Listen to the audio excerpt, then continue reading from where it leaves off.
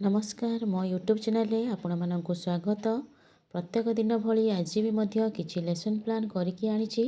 जदि आपण मानक भल लगे दया करके चैनल को सब्सक्राइब एवं लाइक करेंगे, जहाँफल कि सर्वप्रथम नोटिफिकेशन आपण मानक पाखक जीव।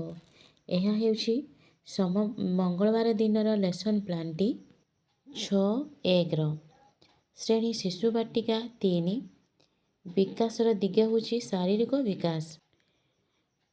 येलो कोड नीची करिकुलम गोल 2.3 कॉम्पिटिटिव नीची स्वर उच्च मध्यम और धीर स्वर को चिन्हबारे सक्षम हेबे।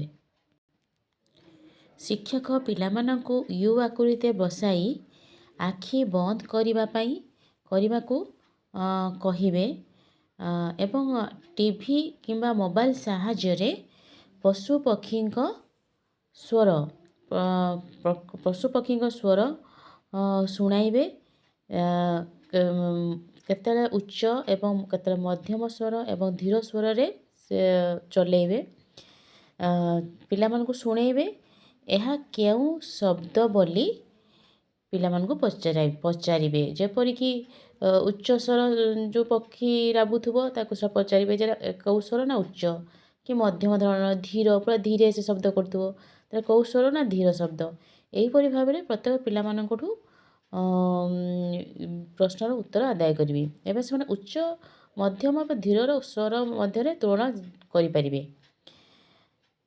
एथिरे पिलामानंकर उत्तर शुणी शाबाशी प्रदान करी ताली देबाकू कहिबे।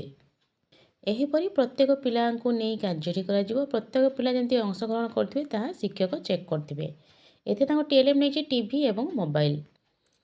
प्रथम श्रेणी गणित पाठ 21 विषय होछि पड़ा पड़ा पृथ्वी फाटिला। येलो कोड नहीं ILM 4.20 कॉम्पिटिटिव नहीं संख्यार गाणितिक प्रक्रिया। दुई दलर पिलामानंकु यू आकृति रे बसाई शिक्षक आनिथिबा विभिन्न जिनिसर चित्र देखाइबे। विभिन्न प्रकार जिनिस जो तैयारी होइछि तार चित्र करके आनिचंती ताऊ देखाइबे एवं चित्र तले तार मूल्य मध्ये लेखा होइछि।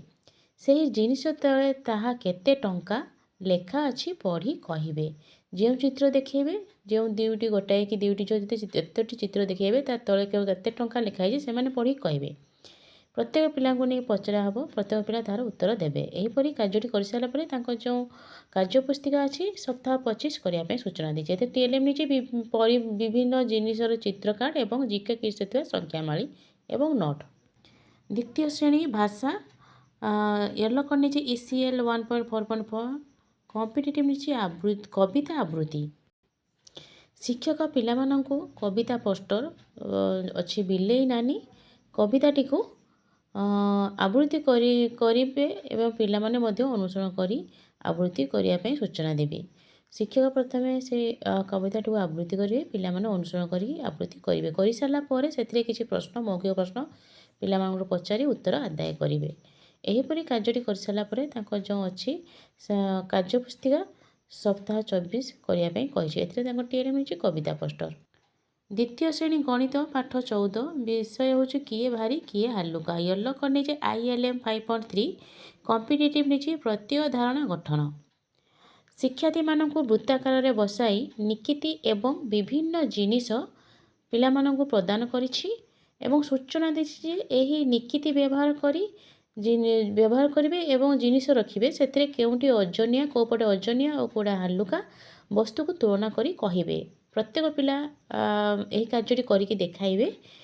प्रत्येक पिला जंती अंशग्रहण करथिबे शिक्षक तदारख करथिबे।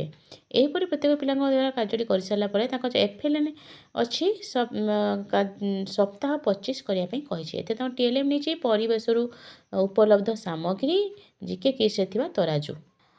से द्वितीय श्रेणी भाषा माँ परी मोर किए से हेबो। येलो कोड नीचे ECL 5.3 कॉम्पिटिटिव नीचे मौखिक भाषार विकास। शिक्षक कविताटी को अंकभंगी सह आवृत्ति करेंगे।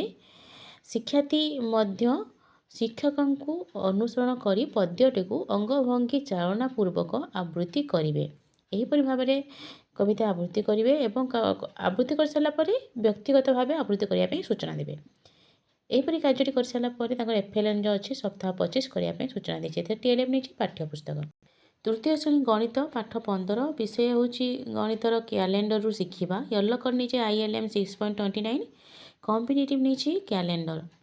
ଶିକ୍ଷକ ଆଣିଥିବା ଚଳିତ ବର୍ଷର କ୍ୟାଲେଣ୍ଡରରେ ନିର୍ଦ୍ଦିଷ୍ଟ ଦିବସ ଏବଂ ତାରିଖକୁ ଚିହ୍ନଟ କରିବା ଧାରଣା ଦେବେ। ଏହାପରେ ତାଙ୍କର ଏଫଏଲ୍ଏନ୍ର ଏଫଏଲ୍ଏନ୍ ସପ୍ତାହ 25 କରିବା ପାଇଁ ସୂଚନା ଦେବି। ଏଥିରେ ତାଙ୍କ ଟିଏଲ୍ଏମ୍ ନେଇଛି ଚଳିତ ବର୍ଷର କ୍ୟାଲେଣ୍ଡର। ତୃତୀୟ ଶ୍ରେଣୀର ଭାଷା ବିଷୟ ବଣ ଅଦାଲତ। ୟେଲୋ କଲର୍ ନେଇଛି ECL 6.2। କମ୍ପିଟିଟିଭ୍ ନେଇଛି ମୌଖିକ ଭାଷାର ବିକାଶ।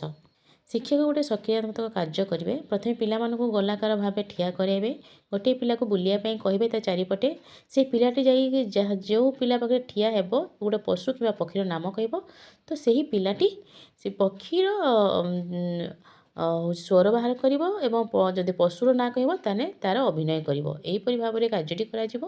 କାର୍ଯ୍ୟଟି କରିସାରିଲା ପରେ ଶିକ୍ଷକ ପିଲାମାନଙ୍କୁ ଜଙ୍ଗଲ ସୁରକ୍ଷା ବିଷୟରେ ଆଲୋଚନା କରି କହିବେ। ଏହାପରେ ତାଙ୍କର ଯେଉଁ ଏଫଏଲ୍ଏନ୍ ସପ୍ତାହ 25 ଅଛି କରିବା ପାଇଁ ସୂଚନା ଦେବେ। ଏଥିରେ ତାଙ୍କ ଟିଏଲ୍ଏମ୍ ନେଇଛି ପାଠ୍ୟପୁସ୍ତକ। ଧନ୍ୟବାଦ।